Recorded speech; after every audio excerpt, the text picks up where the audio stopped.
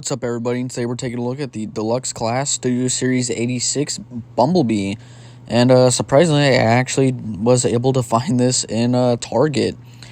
Surprisingly, considering toy hunting nowadays is pretty much dead. But, for some reason, they wanted this to not be a pre-order. So, taking a look at the box first, not too much going on. It is just a kind of basic Studio Series box. But I believe this is my first 86 figure review, because I didn't really get many of them, just because I'm not mainly a G1 collector, but I have been, dipping my toes into it a little bit. I got this very nice rendition of Bumblebee there on the front, but yeah, they didn't want this figure to be a pre-order for some weird reason. They basically said, we're going to release this figure, so go out and find it during the summer, but let me just tell you, the distribution for Hasbro is awful. And I don't know why, out of all things, they chose this Bumblebee to be a one that you have to go and hunt down yourself. You could buy it on Big Bad Toy Store, but he was sold out. So I'm just lucky I actually got to find him. But yeah, so here he is. You got very nice renditions of Bumblebee all across the box here. It's pretty much the same image. Of course, the back here showing off the vehicle mode and the robot mode. It is a very nice little Bumblebee, and I'm actually pretty excited to get this thing open. Got a very nice shot of Bumblebee right there. The 86 logo there. He's the 29th figure in the kind of subline. Nothing too much else going on, so let's get him opened up. After messing with him, he's a really nice Bumblebee. Now, just kind of taking a look at the details of this little Bumblebee here. There's not too much to go over, but there is some interesting stuff that they did do with this little guy. And for Deluxe Class, he's pretty jam-packed with, engineering at that. I actually really do thoroughly enjoy this nice little release. I just only wish that it was something I could have pre-ordered, so I made sure I had it secured. Otherwise, because if that was the case, I would have had it by now. But, of course, I had to get this review late because, unfortunately, in Ohio here, we do not get anything at all. I'm still looking for that Masterpiece Brawl. It released last weekend. Still can't find it. But anyway, we're here for the Bumblebee, not my problems or my anger issues with not being able to find something in the store. That's a whole nother thing. But yeah, this Bumblebee is it's a really nice little Bumblebee. And just kind of spinning it around just a little bit here, he's looking really, really, really nice and faithful to the actual show and everything. Well, I should say movie, but, technically it's, the G1, cartoon aesthetic and look. It's not no, evergreen look or anything. It's actually a straight-up show-accurate Bumblebee. And just kind of looking around here, he is really, really nice. I'm really digging that head sculpt. That is so classic G1 Bumblebee. Would have been nice if maybe he wasn't frowning a little, he's kind of frowning a little bit, it looks like. Maybe if he had a slight kind of smile on him, but, that is a very G1 Bumblebee head right there, so I can't really complain. He is a very, very, very small little guy, but he is packing quite a little bit. Here's the back too as well. He does have this kind of backpack on. But it's, from what I know, as accurate as it can be with this scale. There are some inaccuracies, which I will get into, mainly because they couldn't get the license to, Volkswagen and everything for some reason. Not too sure why. But this backpack does kind of, it moves a little bit, but you can have it as to your liking.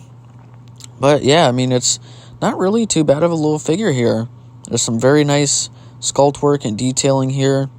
I really do love the chest here, but there are some parts that look a little bit off-colored, mainly those yellow parts. I kind of wish those were just molded yellow plastic. Would have made a lot more sense, but I don't know why they painted it. But, yeah, that's the only thing I think that's really wrong about this guy that I could really point out is that. Because other than that, he's perfect. I really do love the sculpt work on the legs here. The crotch section is very nicely sculpted. I really do like his car feet, even though they tried to, kind of technically make it a Volkswagen Beetle, even though it isn't. But I do like the compromise. He is missing kind of that circular kind of spare tire thing in the back, but there's not much you can do about that. The top section is very, very nicely sculpted. The arms have a very nice sculpt to them. Everything about this little guy is just perfect. I mean, I couldn't ask for a more perfect Bumblebee, and that's why I kind of sold my Earthrise Bumblebee, because this came out, and I was like, that's better. I need that. So I did kind of sell away my Earthrise one, but there is actually something really cool here I want to point out. They actually sculpted the inside of his body right there, so everything is very, very nicely sculpted. Nothing is left out. It's a really solid release, and props to Hasbro for creating such a solid release. I really do like the colors too that they use. This yellow is a very, very, very tune accurate shade of yellow. It's not like a weird mustard yellow. There's barely any gaps. That's like the only gap I can see on the figure. Even the bottom of the feet is just pretty much filled in. There's nothing like too crazy that's popping out at me as anything bad on it. So honestly, the impressions of this guy are pretty positive. And I have been messing around with him for a little bit, and he's probably one of my favorite Studio Series figures to date right now. I really do like the kind of silver paint for the headlights there too as well on the car feet. Autobot logo is very nice. The shade of red is very nice for the taillights. Not sure if the taillights are accurate though.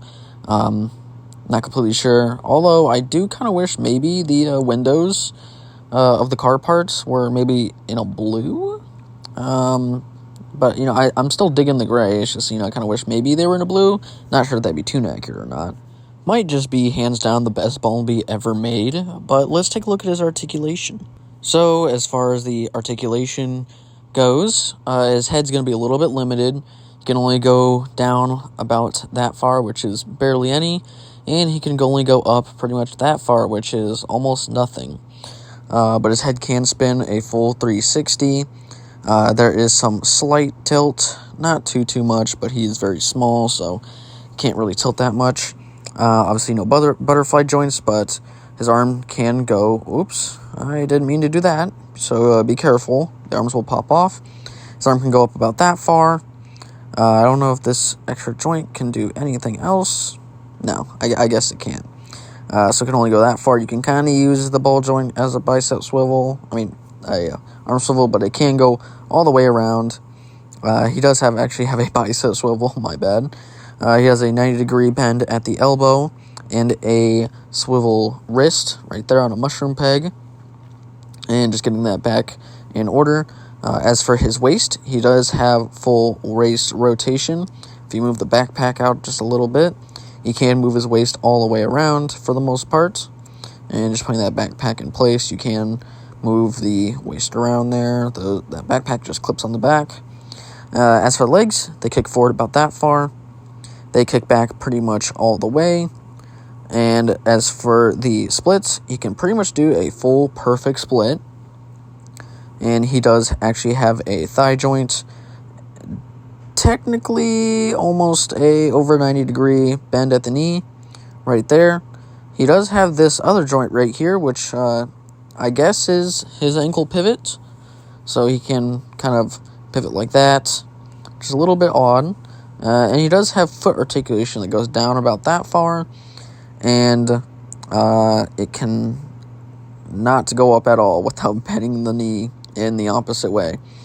But technically that's for transformation, so it's not intended to be a joint, but you can use it as one. So yeah, he's pretty fairly articulated. He's got some decent articulation, so he'll pretty much, get the job done with what you need to get him to do. Now, as far as accessories go, not too much. Actually, just only comes with one thing. This little blaster, but it's a blaster that we've seen Bumblebee use quite a lot in the Generation 1 show, and it's painted up very nicely. It's very, very small, just painted silver, but the sculpt work is pretty good on it all around. Looks very, very G1. But yeah, it's not too bad of a little gun here. There's really not too much to go over with this little gun. He has like a little peg on it too as well to fit in his hands, and to show that off here, you just kind of take it and just put it into the hand like so, And pretty much, there you go. That is the his gun in his hand. Yeah, I mean, it's really nice. He does look pretty good with it. Kind of wish maybe he came with something else. Maybe one more blaster would have been kind of cool. Maybe just give him 2. But you can take this tab here on this blaster, and you can actually peg it into the back without making that backpack come off. So you can actually peg it into the back right here. If I can get it in there, it's going to be a little bit of a hassle sometimes. But you have to get it at a certain angle, but it does kind of fit on his back there. Not the most, best looking storage, but it is storage nonetheless. I won't store it like that. I'll just have him hold his gun on my shelf. But yeah, that's pretty much what it looks like. And of course, when posing him with the blaster, it's really nice. I only wish that maybe we could have, come with 2 of them, but one's good enough. So, I think it's about time we take a look at the scale of this guy, just to kind of get you an idea of how small he actually is. So I'm going to show off a couple Autobots first that I have in, of course, in the G1 style, and then I'll show off some Decepticons just to, just kind of give an idea of how small this guy actually really is, because, to be honest, he's a pretty small guy. But, of course, first we'll just bring in my Earthrise Wheeljack. Of course, I don't have the Earthrise Bumblebee or the Earthrise Optimus Prime anymore, because they have 86 Prime coming out, and I want that more, and it looks better, and that will replace the Earthrise. No matter how many times anybody's probably going to say the Earthrise will be better, it will not, trust me. So that is him next to Wheeljack, right there. And, of course, we'll bring in my only other 86 kind of deluxe figure, which is the Perceptor. And this is kind of where it's a little bit of a weird thing for me, because Perceptor's is a deluxe size, but this Bumblebee is pretty small. I still feel like this Bumblebee could have been a core class. But anyway, for the last kind of Autobot comparison, here he is next to my 86 Ultra Magnus. And as you can tell, Ultra Magnus is a pretty big boy. Just bringing up the camera just a little bit here, you can just kind of see that Ultra Magnus literally towers over this Bumblebee. But, he's kind of supposed to. Now we get into some of the Decepticon kind of, scaling here. Also, I do have some Bumblebees I want to pretty much size up next to this Bumblebee here. But, of course, for the first Decepticon here, of course, is the technically leader class Blitzwing. Even though this Blitzwing is more so a Voyager size, in my opinion, or maybe slightly bigger. It's mainly just for engineering nowadays, isn't it? But, of course, here's the Voyager Earthrise Starscream, which I will not be getting rid of because they already had an 86 Starscream, and he was basically just this Earthrise mold, which I'm fine with. I mean, it's the most G1-looking mold. And, of course, here we have the Decepticon 3-pack Soundwave, which I did paint up to have some more G1 accurate colors. I'm still working on it, but there he is next to the Soundwave. And this is the Boombox Soundwave, so he does have, color all the way around, just a lighter blue, and just, I did paint the screen there, just to kind of look a little bit more animated. But that is him next to Soundwave, and of course, the Decepticon 3-pack Shockwave. I did keep this one. I did get rid of my Siege one, because no use in keeping 2 Siege mold Shockwaves when the 3-pack one was the most G1 color accurate. And, of course, bringing in the main bad guy himself, here is the Siege Megatron, because there is no 86 Megatron yet. And I have a feeling they're probably just going to use the same mold that they've been using for Megatron, which is disappointing. I know we're probably not going to get Gun Megatron, but there is Bumblebee next to the Siege mold Megatron, which isn't too bad. But of course, there are some other figures I would like to compare with this little Bumblebee, and that is 2 other Bumblebees that are within the same size area. So here's the War for Cybertron Bumblebee, and I feel like this Bumblebee is very similar to a G1 style. So just to kind of give you an idea that even the War for Cybertron Bumblebee is bigger than this kind of small 86 Bumblebee. So yeah, I mean, that's a pretty interesting comparison there. And of course, to compare with another Bumblebee that is more so similar, these guys are pretty much, I think, identically the same height. but this Bumblebee likes to keep falling over. But it is the Legacy United animated Bumblebee. As you can see, they are, I think, pretty much the same height. They have a very similar vehicle mode, so I did want to show that off, just in case anybody else had it. But that is it for the comparisons. So, getting down to the transformation. So, for the first step is to obviously take out the accessory. So, we're going to take his gun out of his hand. Then the next thing we're going to do is open up this chest right here. Then what we're going to do is come to his backpack, and we're just going to unhook the backpack right here, and then just kind of move the head up like so, and just put it into this kind of chest cavity right there as far as it will go, and then just kind of close the chest section right back up there, and we'll just leave this back section up there for right now. Next thing what we're going to do is we're going to move the arms up, and then we're going to swivel around these tires that are hidden on the inside, which is a very, very interesting kind of transformation piece that they added to this figure. And I think it hides the wheels very well. I was actually kind of surprised by that, because I was wondering where were the wheels at, and they were actually in the body. But of course, we're going to bring the arms here together on that tab and just tab them on in. And they will just kind of tab in together like so. We're going to move the arms back like that. Make sure that these wheel sections right there are very nicely centered. And then we're going to bend the elbows, of course. Then we're going to move this section down. We're going to move it down on this hinge first, and then accordion it up. And it will just peg on in on both sides. So just make sure that's all pegged up very nicely, like so. And you should have it looking like that. Now, next thing we're going to do is move this back, and that will tab in like so. Then we're going to bring the legs out here. First, we're going to go on the bottom of the feet, open these up on both sides, like so. Then we're going to take these little sections here and just kind of push them in to the inside of the feet. And then we're going to open up these kind of side doors on the back, like so.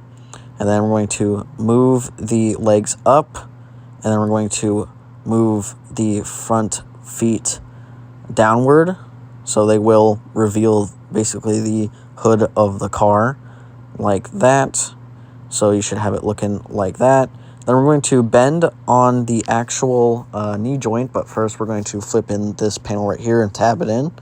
We're going to bend at the knee joint, so it will just bend right there. And just bend on the knee joint, and it will bring it up and into place, and then that will just tab on in like so. So you have it looking like that, and that is one half of the car pretty much all done. We're going to do the same thing for this side here. So we're just going to, but first we'll just flip the panel in right there and tab it on in. Next what we'll do is the same steps as the other leg, just kind of swivel this foot down like so, and then bend at the knee. And it should just fit into place quite nicely, and tab on in. Make sure the front tabs into as well. Mine has an issue with not being too, I wouldn't say secure, but flush with these feet. I don't know if you'll have the same issue, but just make sure you kind of squeeze in very, very nicely and pack it together, and it should go together all nicely and be very, very, very sturdy. So hopefully that does not come undone or look weird, but that is the transformation. So here we are with the, well, technically Volkswagen mode. And I say technically because, well, it's not exactly the Volkswagen Beetle. There are some obvious changes. I do actually really do like these tires. They're like, actually, they have no tread on them. That's pretty interesting. But, yeah, I mean, I really do actually like this kind of little Volkswagen-ish type of mode. And I say ish because they couldn't get the license for it. But they did try to make it like the Volkswagen a little bit. Not a huge fan of the two Autobot logos here. I don't know if there's a way to fix that or something, or I don't know. It's a little bit off-putting. But yeah, the reason I say a little bit is because it looks like a mishmash between the like an actual Volkswagen Beetle and the actual original kind of G1 toy a little bit with its shape. But I mean, yeah, I really do like the curvature on this thing. It's a nice little kind of Volkswagen look-alike. As you can see here, the back, still kind of wish they had that kind of circle thingy for the Volkswagen mode. The taillights I'm not a huge fan of. They're just very rectangular. But you got the bumper in the back and everything. A lot of the stuff on the Volkswagen-ish mode here can be shown in robot mode. And of course, these just don't like pegging in. And they just leave that pretty unsightly seam there, which kind of sucks, but you know, what can you really do? All the way around, it doesn't look too bad in my opinion. There are some things which, like that piece right there for that joint is a very strange yellow plastic. He is very compact, very light, and he has a very clean bottom too. I mean, just looking at the bottom right here, it's just super clean. And yeah, I mean, he's not a too bad looking little guy. And of course, he does have weapon storage. It's pretty much the same in vehicle mode as it is for road mode. You just, store it on the back like that. And there you go. But of course, he does, roll on all four wheels. No restriction at all. So he is very playable. But of course, I think if I can, you might actually be able to store the gun a little bit better if you just kind of put it in here somehow. Let me see if I can just fit it into the hand like that. That looks like it might kind of hinder a little bit. Yeah, that's going to hinder quite a decent amount.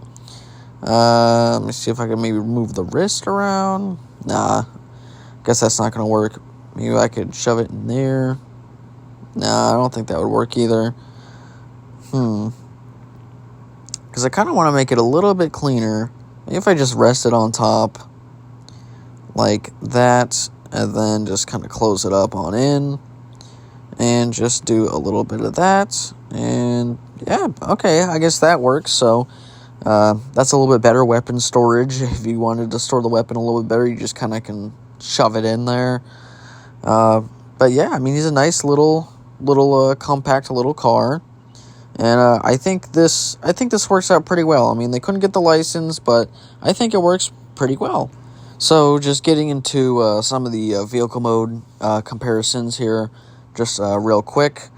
I'm only going to show off a little bit of the vehicle mode comparisons just because I'm not transforming all of my G1 figures for this.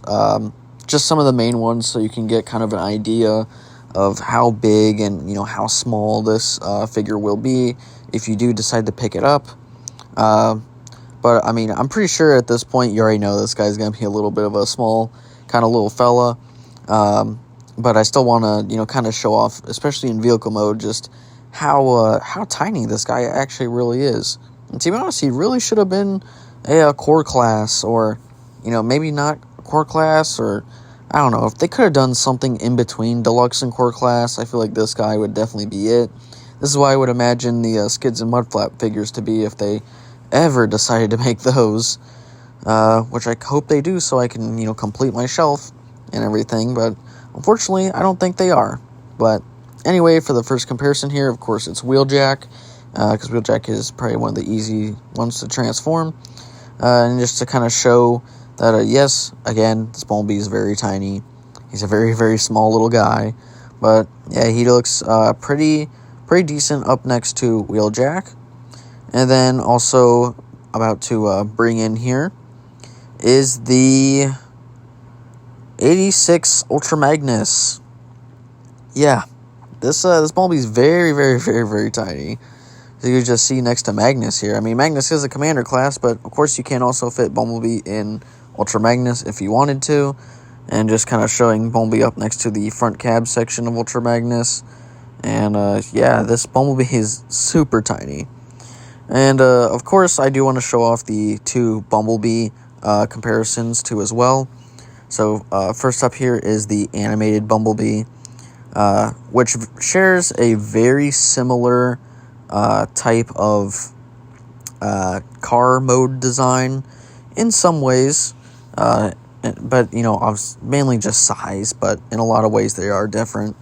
So as you can see right there, that is pretty much the comparison with them. They're pretty much almost about the same size in vehicle mode 2, but honestly I think that the animated Bumblebee is a little bit bigger, only by like a slight bit, just because of the way the animated style is.